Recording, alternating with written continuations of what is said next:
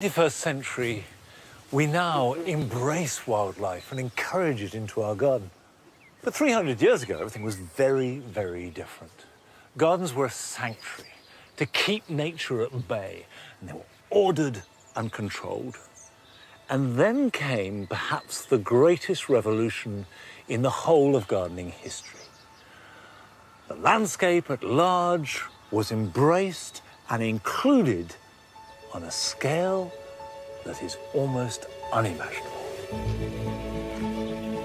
On my journey through the past 400 years of garden history, I've so far looked at the 17th century and discovered the secrets behind the tightly controlled formal gardens created as a display of their owners' wealth and power, as well as some hidden messages that revealed their true beliefs. I'm now moving into the 18th century, which saw a radical transformation of these grand formal gardens.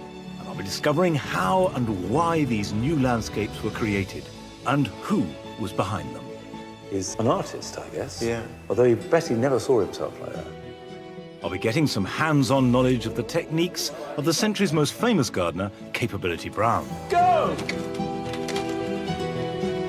I'll celebrate the work of the maverick William Kent, who preceded Brown at the beginning of the century. This really doesn't feel like the entrance to one of the greatest gardens in the world, does it? And the marketing genius of Humphrey Repton, who followed in Brown's footsteps at the end of the period. He's pitching it absolutely right. Everybody always wants a certain degree of magnificence. I believe that gardens are every bit as important as the buildings that we live and work in. And if we can unearth their secrets and listen to their stories, we get a unique insight into our history and what makes us the people that we are today.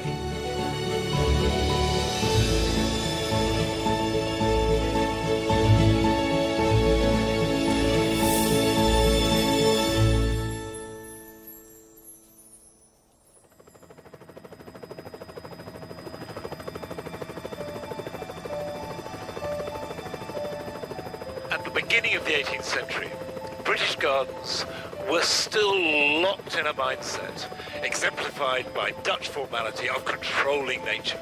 Everything was straight lines, canals, clipped trees, avenues, just to show that man was in charge, and all the natural world was seen as potentially wild and unruly.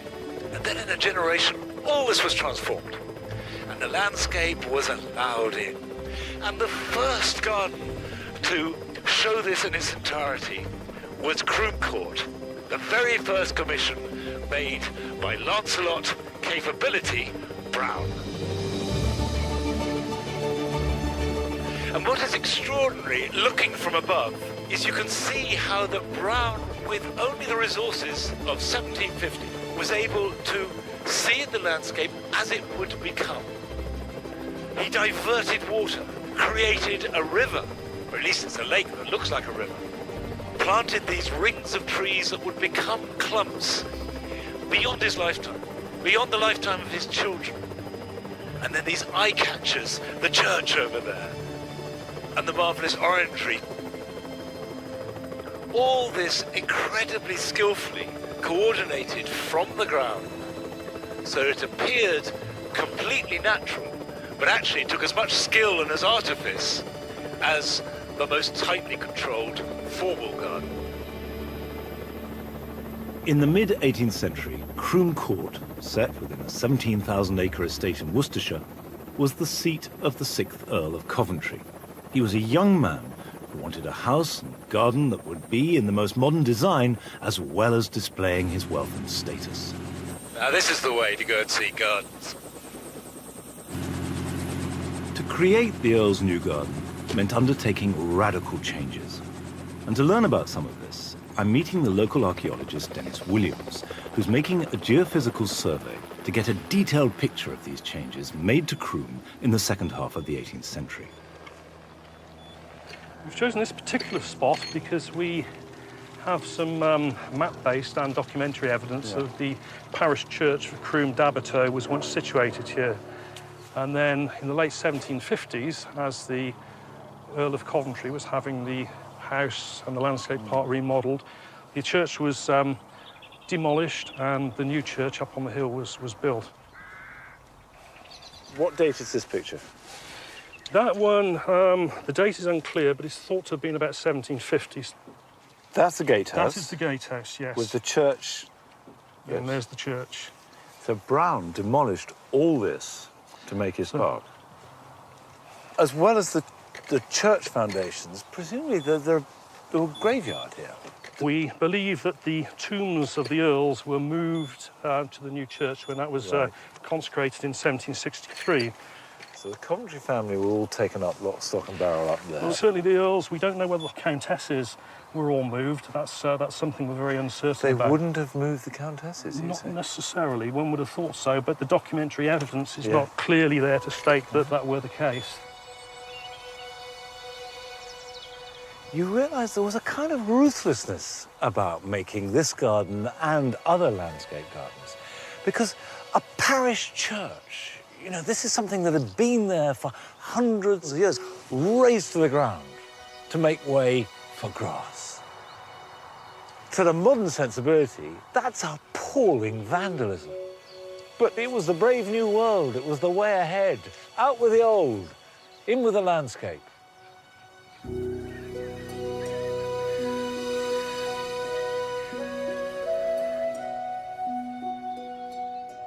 Croom echoes the growing confidence of Georgian Britain. The country had moved away from the politics of its European neighbours, with a settled constitutional monarchy and a more liberal philosophy. And this was expressed in a style of garden that dispensed with formality and created a romanticised image of the rural idyll.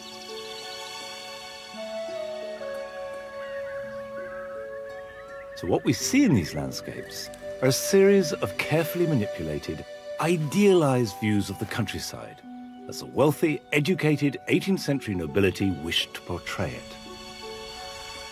I want to find out how Lord Coventry and Brown, although from very different backgrounds, both young, energetic men, created this new vision here at Croom. So I'm meeting the estate manager, Michael Forster Smith, to look at Brown's original plans. Aha. Look at this. Fantastic, isn't What it? date is this? The plan was originally drawn up in 1763, and it charts the position of every single one of Brown's newly planted trees set out across this new landscape at Croom. And the thing which is very clear is, you know, this thick planting. That's right, so this distant belt of trees almost gives the appearance that there's a vast native woodland that stretches out beyond. And of course, that's an illusion, but the shelterbank makes it seem so. So this obviously is the famous picture of Brown. Yeah. My reading of Brown is that it's just practicality, a very Yeah. English thing. How do we make this work? An engineer. Yeah, at work, completely, completely so. An engineer, and in the process, an artist, I guess. Yeah. Although Betty never saw himself like that. No. Brown was the great landscape improver. Not only did he make your land more beautiful, but it was much more economic to run. Gone were the fussy and tightly clipped box and yew hedges that required intensive labour, and the sheep did the work for you. It was more productive. And in fact, in the 18th century, great beauty and productivity were seen as being the same thing. And there's one letter from Lord Coventry, and he talks of creating a utopia. And he doesn't just mean in terms of how this is going to look. You know, these are grand ambitions. Brown and Coventry's vision for Croom was extraordinary and radical, but it wasn't wholly original. There's much more to see and discover about Croom, and about how Brown, and hence the whole landscape movement, worked. But to explore its origins, I want to visit a garden designed by a man who Brown had previously worked under at Stowe, and who really pioneered the revolutionary new concept of the landscape garden. The garden I want to take you to is Rousham. It was made only about a dozen years before Croom started, but really is the door through which Croom, and I believe all Lancelot Brown's work, passed.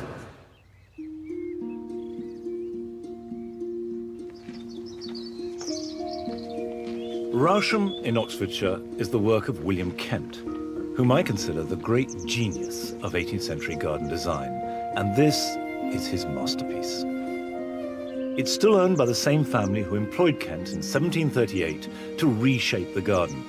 And despite nearly 300 years of changing fashions and styles, Rousham has remained practically unaltered since the day it was completed.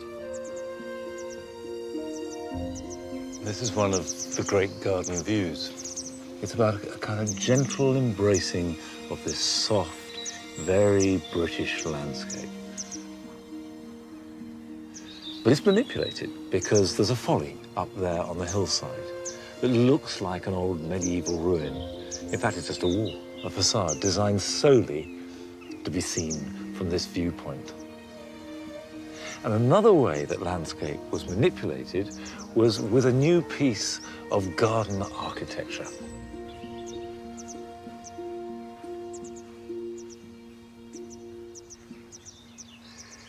The ha-ha is a beautifully simple and effective device. It's a wall designed to keep stock out, but it's a wall sunken down in a ditch. So from inside the garden, it was an unbroken view. You didn't see the barrier, you didn't see the ditch or the wall. All you saw was what you wanted to see, which was your prize animals, your wonderful trees you were planting, rolling out into the landscape. And it was incredibly liberating. It opened gardens out.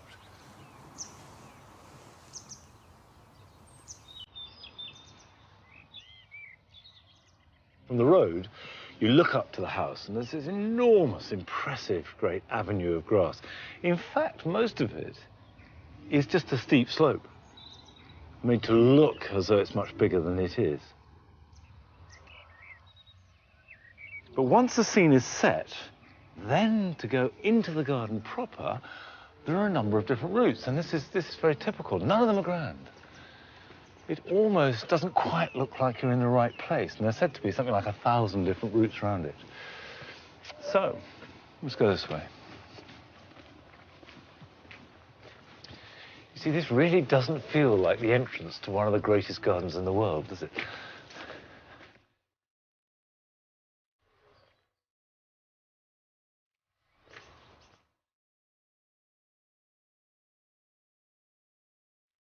This garden is green. Every shade of green is played with. The light is green.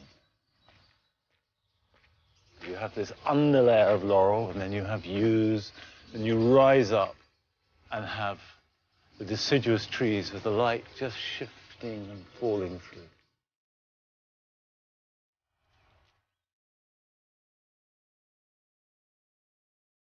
Then everywhere at Rousham, there are scenes that are revealed. You come out and you find yourself in a setting.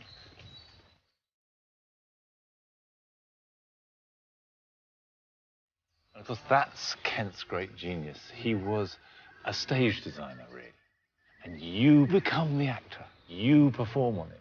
And of course, what that does is make the garden work entirely in a personal way for you. Every time is a fresh performance.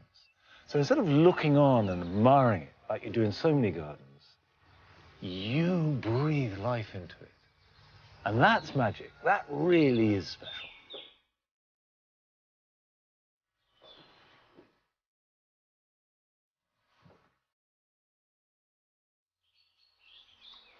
I've got a picture of William Kent. And if Brown was someone that everybody admired, he was professional. He turned up on time, amazingly efficient, knew what he was talking about.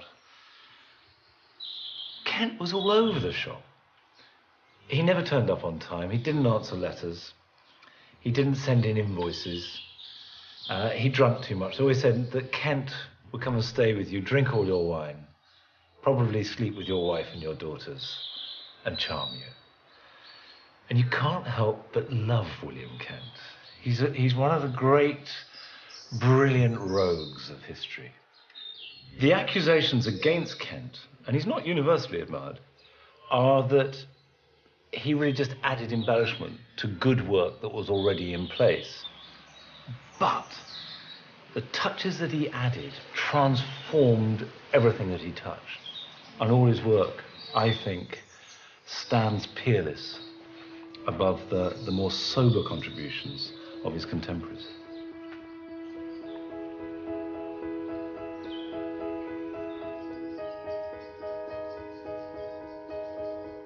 William Kent was heavily influenced by a stay of 10 years in Italy, where he studied and trained as a painter and absorbed every facet of art, architecture, and decoration.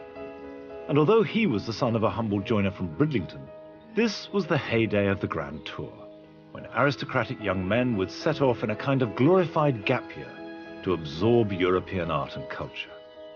So from about 1730, as these aristocrats returned home and took over their country seats, British Gardens gradually began to reject the existing Dutch formality and replace it with these classical influences.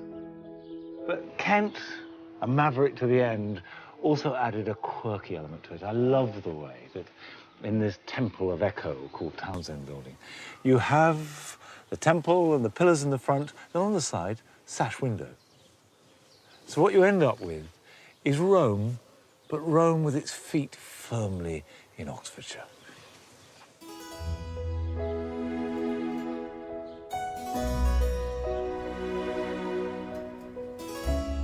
And Kent was more, much more, than just a garden designer. Hello, Monty. Monica. Nice to see you. Nice Come to in. see Come you. in. Thank you very much. No aspect of design was beyond him, and the home of Charles and Angela Cottrell Dormer is testament to his extraordinary range. Through here, the dining room. Right. But if we turn this way, Now this is an extraordinary room. Kentissimo.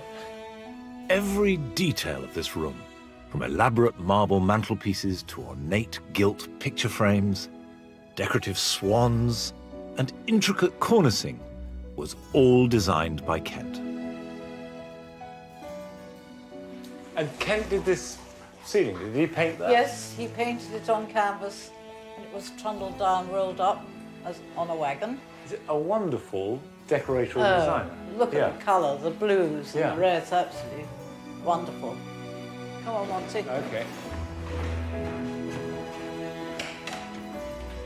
The General's very grand library.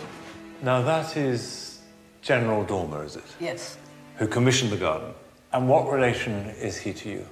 Great, great, great, great. I'm not sure how many greats. So that the line has stayed in the family. Oh, absolutely, From yes. commission. It does seem, I wonder if there are any other examples of rooms looking out onto a garden designed where the building has been designed, the plasterwork, the furniture, all designed by the same man. It is extraordinary. Did you know, if you come, did you know, oh, just see it through there, the visitor's doorway, that was built by Kent, especially so that passers-by in the 18th century could visit the gardens. A great tradition in this country of places being visited. And Clary, the head gardener, he got £60 a year in tips, which was a great deal of money. That's a lot of money, it is. And he was a wonderful chap. And she sacked him, Jane Caesar, Right. Why? because she didn't like him getting the tips. So people have been visiting Rousham from the beginning? Yes. Yeah. The gardens, Yes. not the house. Yeah. Are you under any pressure to modernise? Oh, no. No. What for? You can't hurt it if you respect its spirit. It tells you what it likes and what it doesn't. Rousham brilliantly displays how Kent included the landscape to make an idealized image of the English countryside. Brown was a pupil of Kent's, and as I return to Croom, I can see just how much he was influenced by him. But he took Kent's ideas a step further, to create gardens that didn't just use the natural landscape as part of the design, but embraced it for as far as the eye could see. Of course, Brown was a genius at manipulating the landscape and creating this harmonious whole. But his real contribution that was unique was the park. Until Brown, the park was still really the remnants of a medieval deer park. an area that was fenced off, that deer were kept in, that you hunted. But Brown took that idea and brought it to the walls of the house. Now, Kent had included it, but it was at a distance, it was a view. And Brown brings it without halt and then filled it with elegant trees so that the space became managed and gardened. This is a garden as much as anything else. But of course, it appears completely relaxed and natural and, critically, grand. Of course, Brown knew that as well as being beautiful, the wildflower meadow also provided valuable hay. But cutting this great sea of grass had to be all done by hand, using a scythe, and this was hard and extremely skillful work. And although I've often used a scythe over the years, I've never really mastered it. So I'm hoping that Martin Kibblewhite, still scything regularly at 87 years old, will be able to share its secrets. It's like a saw. You're actually swinging the blade in an arc. It's actually following the arc. Right. You're not actually, you take very little. Let's see if I can find a bit to do here.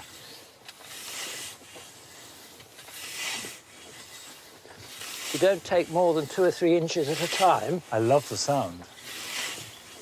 The saw action takes less effort, so you can keep going for longer. Where did you learn to scythe? Well, I first learnt when I was 14 or 15, big enough to hold a scythe. Yeah.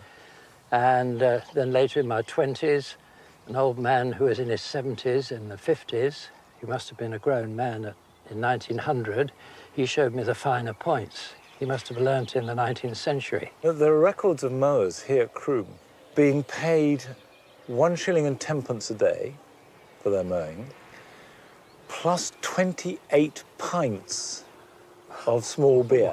Wow. 28 pints. So thirsty work. They're probably mowing half cut most of the day, but they were doing long, long hours. Keep the heel down. That's a lot better.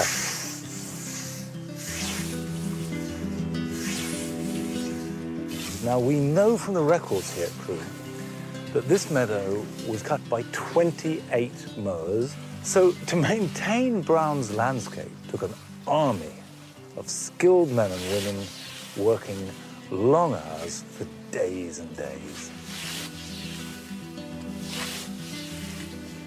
We tend to romanticize the work that was done by the whole landscape movement and the parks that were created. But behind a lot of them lay enclosures. Now, enclosures were acts of parliament which enabled a landowner to take land that had otherwise been common and literally enclose it, hedge it off, and use it for themselves. And common land had been a really important resource for villagers. People who might have just 1 cow, or half a dozen sheep, or just grow a little bit of corn. A really important part of their survival in many cases. So behind these scenes often lies a story of people dispossessed, moved, and land that had been used in a certain way for centuries suddenly becoming the property of just one individual. Given the great human and financial cost attached to making these 18th century landscapes, I want to find out more about the Earl of Coventry, who commissioned and funded the garden at Croom.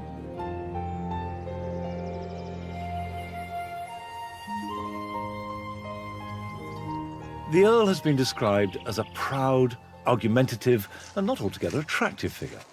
Yet he was clearly a great patron and collector. So I've come to the Orangery to meet the Coventry family archivist Jill Tovey to see what the real man was like.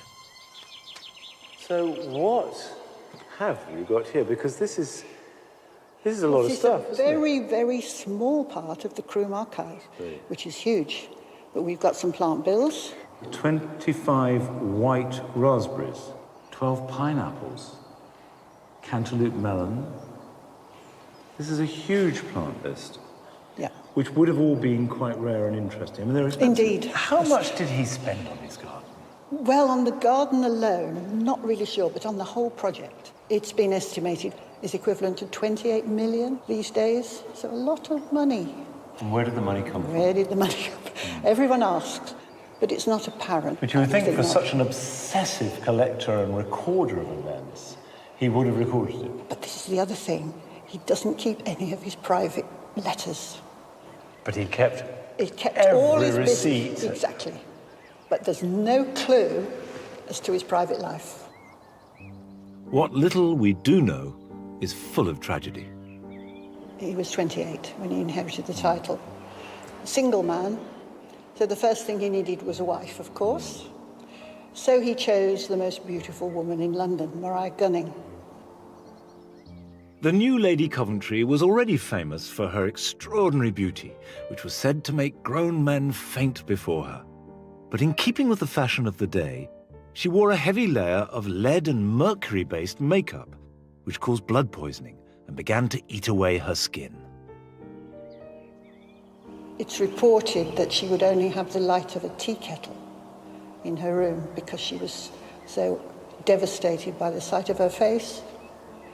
And this is a woman who'd been the most beautiful woman in London. So sad. Marat died at the age of 29, leaving the Earl with 4 children. But his relationships with them was at best fractious. He disinherited his eldest daughter for her choice of husband, and his son and heir George was banished from Croom when he also married against his father's wishes, Coventry even refusing to speak to him when he was blinded in a hunting accident. That says something about this man that we glorify because he did a wonderful thing at Croom. But at the same time, there was a dark side to him. He was rigid, cruel, Yeah. and Yeah, unbending. you could say that. It seems that Coventry had a closer bond with his garden designer than his own kith and kin, giving Brown the friendship he was unable to offer his children. And it was his work at Croom that paved the way for Brown's spectacular career, and saw him subsequently work on over 170 different projects across the country. The success of Croom meant that Brown's fame quickly spread, and one of the grandest places that he came to was here at Chatsworth.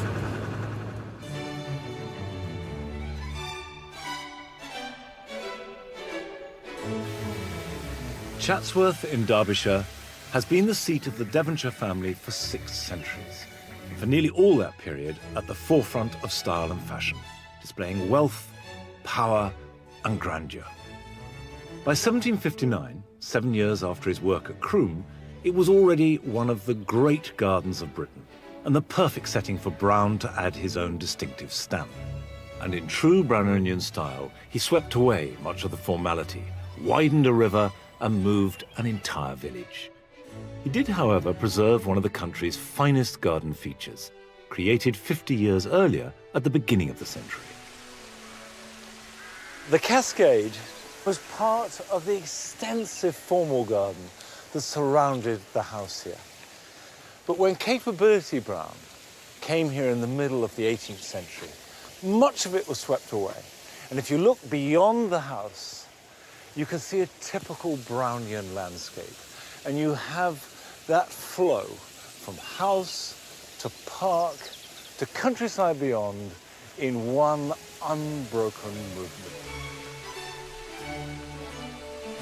Like his mentor William Kent, the key to all Brown's landscape designs is the creation of spectacular views and vistas. And I've met up with the current Duke of Devonshire, who's attempting to restore many of the views that Brown originally intended at Chatsworth. I've come to learn that the house and the garden and the park are really one work of art, and they're all part of the same thing. It's not a house with a garden around it, which happens to have a park outside it. And actually the park was getting a bit cluttered up. People had planted understandably lovely trees because they felt there was an empty space, and it's a natural thing to do. And we decided, Amanda and I decided, to take it back to the middle of the 18th century as best we could.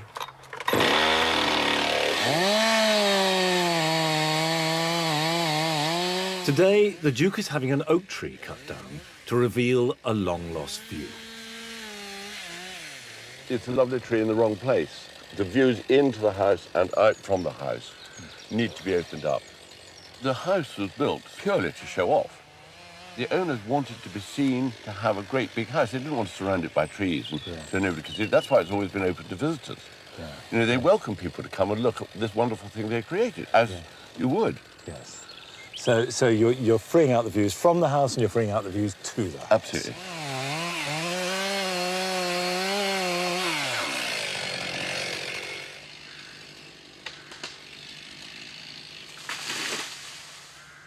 There you go. Do you see what I mean? Absolutely. It completely transforms it. I think this is so important, this landscape, and the house and garden and park being one. Land art, really. It's dramatic. It is dramatic. Yeah. It is dramatic.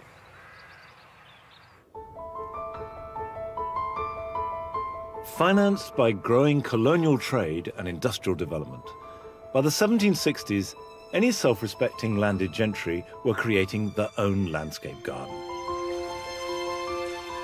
Complete with classically inspired buildings, statues, and eye-catchers, often set miles from the house. Perhaps the most extraordinary of these follies is at Paynes Hill in Surrey, the brainchild of the painter, designer, and politician Charles Hamilton. He had a grotto built using hundreds of thousands of crystals, including gypsum from the Atlas Mountains.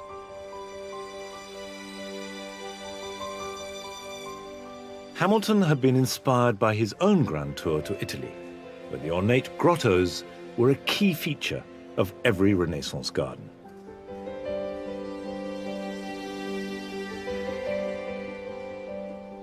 But for all its ornate and intricate craftsmanship, the grotto was just one element of the 158-acre garden, which took over 30 years to construct. But in the end, Hamilton was forced to sell his estate, one of the many wealthy aristocrats to have bankrupted themselves in their endeavor to create landscape art.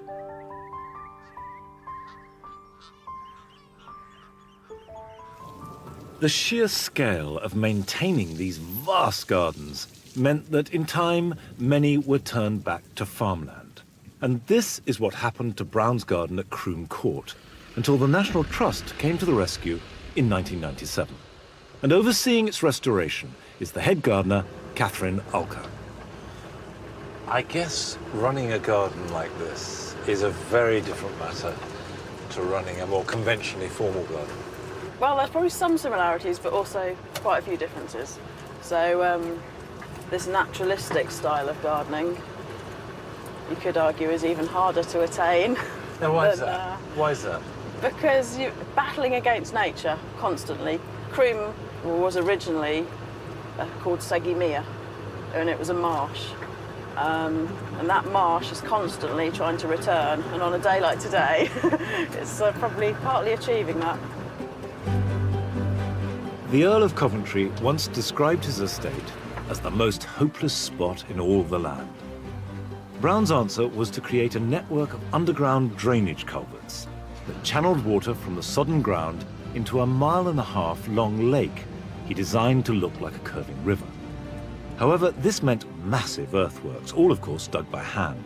But Brown did have a clever way of easing the workload. So when you're looking down the river from the house, the bits that you see are deliberately wide, and the bits which are across in front of you, which are not in the views from the house, are much narrower. So he's obviously thinking of the workers. And that's where Brown, he was just this very practical man, wasn't he? So far, I've admired this huge undertaking from the distance of history. But I want to get inside the practical reality of creating an artificial landscape like this. So Catherine is taking me to a site where she's planning to plant a tree that was in Brown's original plans. It's a nice spot, isn't it? It's not bad. Not bad. How do we know that there were trees up on this rise?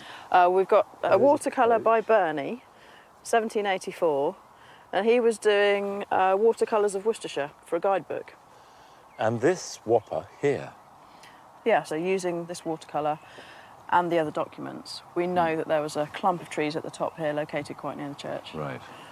If this is the site, that's great, and we can get at it, and that's good. Now we have to find the tree. Where's the tree? OK, out in the parkland, I think we've got an option. Come on, let's go have a look. OK.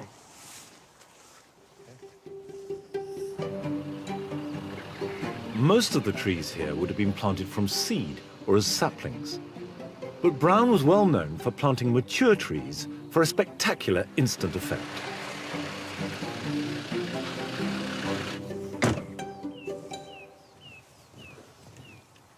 It's a nice little oak, isn't it? Yeah. It's little until you have to move it. Yes. I think it's quite an exciting challenge. I think that is a challenge. It is a real challenge. Yeah. I mean, it's one thing to move it and another to keep it alive. So I think that's a big challenge. And I cannot believe that Capability Brown would have tried things much bigger with the equipment he had. We can't move the tree until autumn, when the growth stops and it goes into winter dormancy. And this gives us a little time to prepare the equipment that we'll need. So I'm meeting up with Russell Stringer, whose students at the Worcester Design and Technology College are going to build me a horse-drawn cart, based on images of the equipment that Brown himself would have used. This one here, moving really quite a large tree. And we can see from the figures and the horses, the size. I actually think it's quite fanciful, because those roots, if you had that much bare root, the tree would die. Yeah. I think they've exaggerated that exactly. a little bit. And I think this is much more the type of thing, and much more the scale. Yeah. It tips up and is held, and there it is being moved. It's not a complicated piece of machinery. I mean, the wheels are going to be the sort of the main problem, but you've got to bear in mind the weight of the tree. 2-inch wheels will take 2 ton. Well, 3-inch wheels, 3 ton. Really? 4-inch wheels, That's 4 interesting. ton. So that's the sort of thing we need to sort of bear in mind, the size of the wheels to take the size of the tree. Okay. For all the manpower and ingenuity involved, transforming the landscape at Croom took a generation. Brown never lived to see his vision completed. He died in a Mayfair street in 1783, apparently having just met his old friend, the Earl of Coventry. By then, the Industrial Revolution was rapidly gaining ground, bringing with it new wealth right across Britain, which in turn was invariably expressed in new grand houses and gardens. The Earl of Coventry lived on at Croom well into the 19th century, and even in his old age, commissioned new sculpture for the house and garden, using a technique that had become all the rage in Georgian high society. And they included these statues guarding the entrance to the house, designed by one of my own ancestors, the architect James Wyatt. One of Wyatt's contributions to Croom was this pair of sphinxes, and they were very fashionable. They're made out of Coed stone, which became hugely popular amongst landowners at the end of the 18th century. And the whole point about Coed stone is it's not stone at all. It's clay mixed in with various ingredients to make it exceptionally durable. So this hasn't been carved, it's been modelled, been cast. Coed stone added a new dimension and sophistication to garden sculpture and architecture, and left its stamp on a surprising number of our finest buildings and landscapes.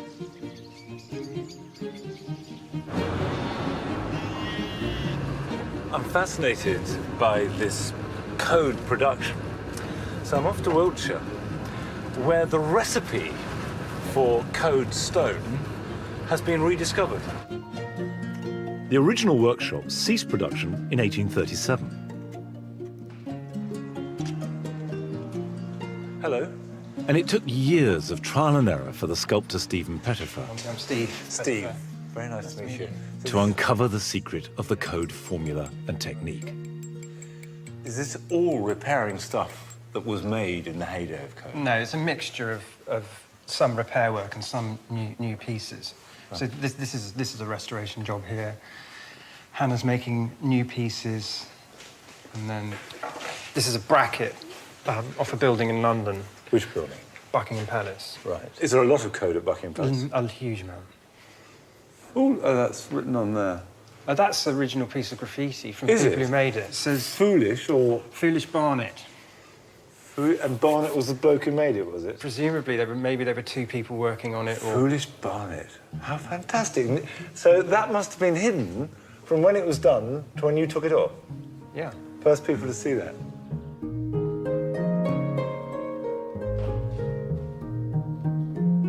Code sculpture was made using molds, which is both much faster than carving a block of stone and also meant that the mold could be reused many times.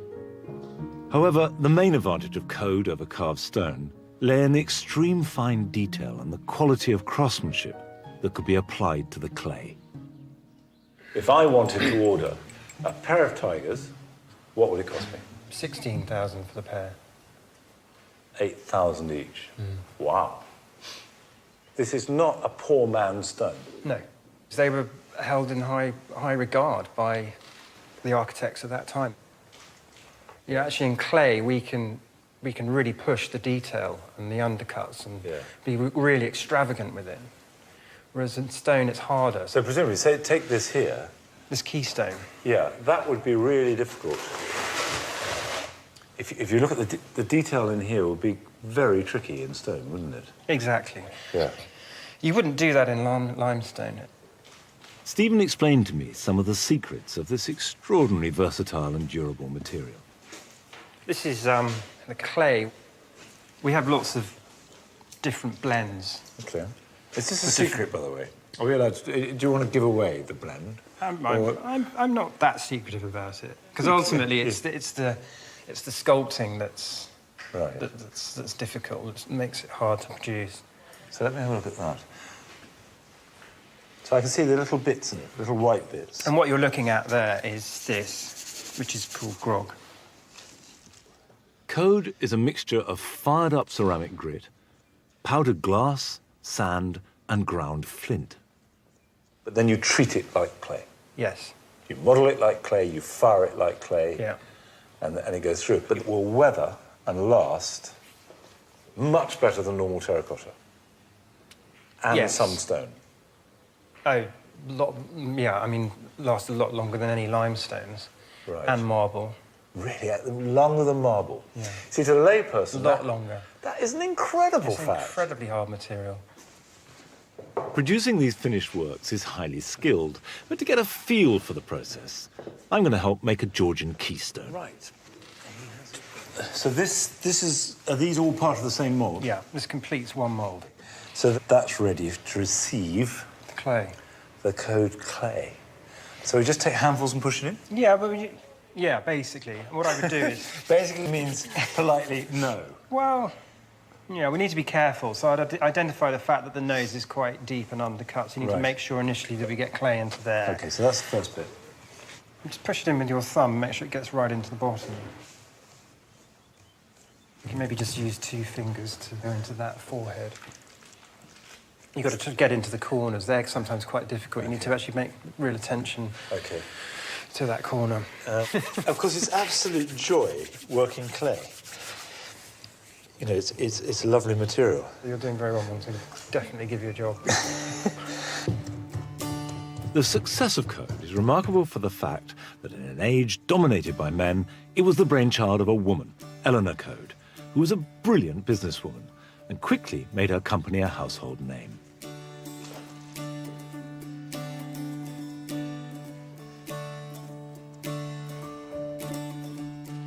Right, well, we'll wait, and then hopefully I'll be able to take it to bits. Yeah.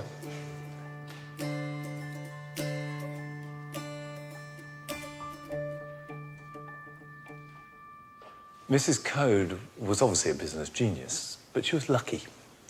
Because by 1770, there was a lot of new money, and this money was generated by industry. Until about 1750, most of the money being spent on houses and gardens was essentially old landed gentry. But by the end of the 18th century, all this new wealth developed from the Industrial Revolution expressed itself in new houses, new gardens, new ornaments.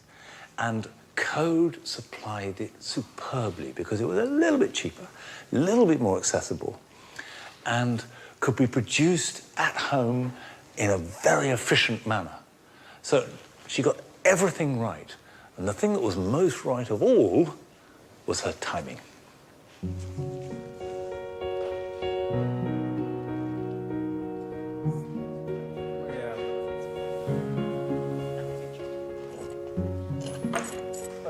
Yeah. Can I So, just put it yeah, apart? take one half off and then... And I won't damage it? You might drag a bit, but no. Okay. In its heyday, Code's work could be found in almost all the stately homes and gardens of Georgian Britain. But its success was short-lived. There's an eye looking at me. Eleanor Code died in 1821, leaving no natural successor, and poor management and changing fashions led to the company's swift demise. However, there is still no better material for producing high-quality, durable outdoor sculpture. Right. We're now faced with tidying this up and adding all the detail generally, because ultimately what we're trying to get to is this. That is much more detailed. Almost every aspect of it than that. No, but the reason people really like Code and why it's so revered is it is this stage now. The addition of all this detail will really lift it and bring it to life. And that's what Code was so good at. Great. Well, that's beyond my skill anymore. I can't work on that.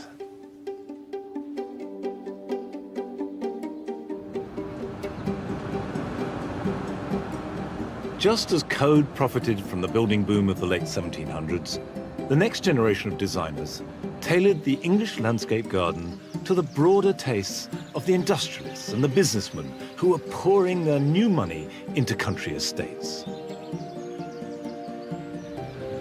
By the end of the 18th century, the whole landscape movement was evolving and changing. And from these changes, one dominant figure emerged, and his name was Humphrey Repton. Repton had tried his hand at many ventures before he spotted a gap in the landscape industry and adroitly filled it. So I've come to Powys in Wales to visit one of the surviving examples of his work, the privately owned Stanage Park. And although Repton didn't have the sublime artistry of William Kent, or the innate practicality of Capability Brown, his great talent was recognizing the demands of a new clientele and brilliantly marketing his designs to them. Hello. Good morning, Lottie. How are you? I'm very well. Nice to Jonathan Coltman Rogers' ancestor, Charles Rogers, was among the hundreds of wealthy aristocrats who commissioned Repton, and each was presented with what became his famous trademark, a red book. There it is in pride of place. Bright red. Yeah. Brilliantly written, considering he was supposed to have written these in a carriage on the way home. Beautiful. It's very rare to find one of these books still in the house and garden that Repton designed. Humphrey Repton, and there's a picture of him here, was a self-made landscape designer, which was a term he coined. He had tried and not done very well in trade. In his 30s, applied himself to the study of plants and of design and set up in business. And quite systematically marketed his services. Unlike Brown, who would oversee the creation of almost every aspect of his designs, Repton simply offered his clients clear instructions and plans in their red book, and then they could execute them when and how they pleased. He also devised a clever trick to show what his plans would look like. He did these pretty little drawings of the site as it was, but you lift up a flap, and that is what he's proposing. So immediately you could see the change. And here, the house across, lift that up, and there's a lake and the new house, and the cattle and the deer grazing. The other aspect of these red books, which was new and fascinating, was that it was geared as much to the women of the household as to the men. The men would still be paying for it, but the women would pay a very important part of it. So there's an awful lot of reference to domesticity, to flowers, to convenience. The watercolours are pretty, and the changes are delightful. And that's a much more feminine approach. And what I love is the three following principles: economy, convenience, and a certain degree of magnificence. It is perfectly pitching it absolutely right. Everybody wants to save money. Increasingly, people wanted to be able to live with a degree of comfort, but everybody always wants a certain degree of magnificence. Repton's success lay in his ability to appeal to a growing landed gentry. By the late 18th century, wanted a little less of the landscape and a little more of the garden. Capability Brown had parkland coming right up to the house, almost like a sea lapping at the door. What Repton did was hold the park at bay and established a kind of base relating to the house. So the house sat on a level area of gardens with straight lines, lawns, paths, and then the park would be approached. And you can see here that the wall is visible. It's not a ha-ha. There are markers, there's mown grass, there's a real delineation between garden and park. Repton was the last of the great landscape designers of the 18th century. It was an age that had witnessed garden building on a scale that exceeded anything before it in this country and has never been equalled since. But before I leave this century, I'm returning to Croom Court for one last visit. It's now autumn, and helped by a small team, we're attempting to replant an oak tree to complete Capability Brown's original designs, using only the methods and technology that were available to him in the 1750s.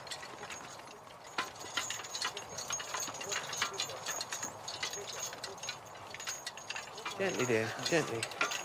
Good girl, gently, gently, steady. Oh. Randy Hiscock is supplying the horsepower. Oh, wonderful. What are their names? This is Minnesota and Anastasia. And this is fantastic looking. Yeah, specifically built for the purpose. And these wheels are really substantial, but I guess it is quite a weight it's going to take. Will they be up to it, do you think? Well, hopefully they'll do the job. Well, we'll find Otherwise out. I'm in trouble. We'll find out. Okay, dears. Walk on, dear. Walk on. Good girl. Walk on. Walk on, dear. Gently, gently, steady, steady. Before the horses can be put to work, we need to dig out the tree whilst preserving as much of the root balls we can. But the soil is heavy and compacted, and it's proving to be a really difficult job. You can see we're using pickaxes, there's lots of people, the roots have been slashed, broken, and now, left like this, it would die, without any question. So speed and minimum damage is really what we're after. Before removing any more soil and damaging the roots further, we decide to try and use the cart as a lever to prise the tree from the ground. Very nice, beautiful job. Okay, let's start lowering it. Hold the rope. That's it. Someone else go on the rope. Pull it back a bit. Pull your wheel back that side a bit. Yeah, that's it. Now push, push, push. Okay. Right.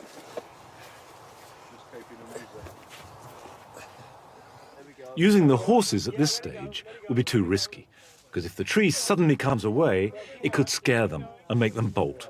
So we have to resort to manpower. Moment of truth.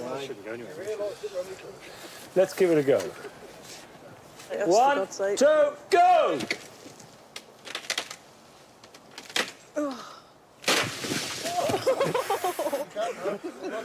Yeah, yeah.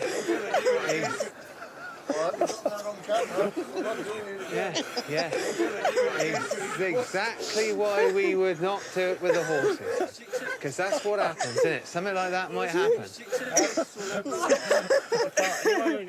Well, there you go. Right. The bottom's pulling the top, the bottom's going in. What's happened here is that you can see there's a branch that's gone through there, you've got a shake and a fault, and it's split at that point, and in fact it's split right the way down, back down to another big knot there. So this is a useless piece of wood, and that actually illustrates a point, because what they would have done is they would have known, they would have valued the importance, so they would have chosen a really fine bit of wood. However, you learn. Okay. We really need to get this tree out of the ground before the roots dry out completely. So, having lashed the shaft together, we're giving it one last try with just rope and brute force. There is movement. Yeah. Yes! Now he's coming. Yes! Well, there we are. To be honest, I genuinely thought we were going to have to give up and put a vehicle on it. OK, so if we now get it back upright, get the machine on, strap it on, and put it out. Let's have some manpower. This way, this way, this way, this way. Obviously, the roots exposed like this is not good. I mean, this goes against all good advice. But on the other hand, moving a tree like this is sort of emergency treatment. Now, all these problems, you can only learn how to do it by doing it, and by doing it badly. And my guess is that to learn how to do this, they probably failed on 10, 15 trees before they really got the knack. And we're just having to make it up as we go along. Right. Gently, come on then, walk on. Good girl, walk on. Steady there, gently, good girl, walk on. Steady there, walk. Gently, gently, gently. If nothing else, today has increased my respect for the amount of work in making these landscapes.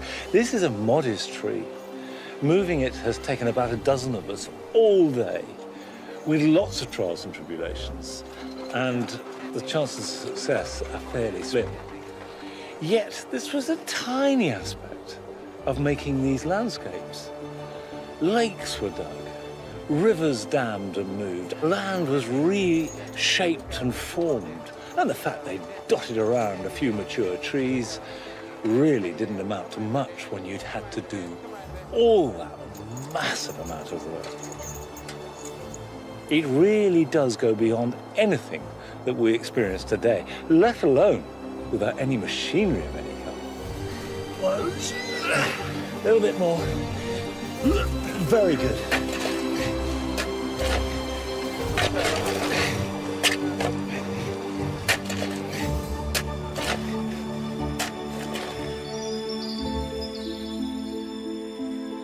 There, done.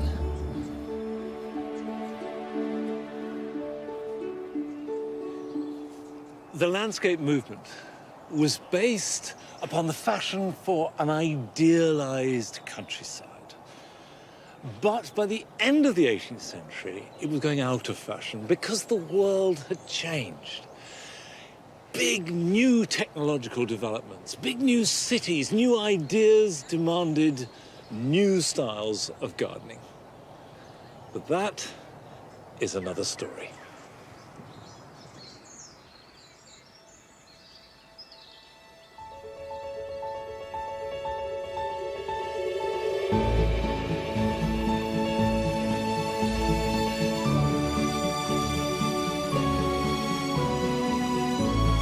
Sunday night comedy next on BBC Two, a triple bill of Family Guy coming up.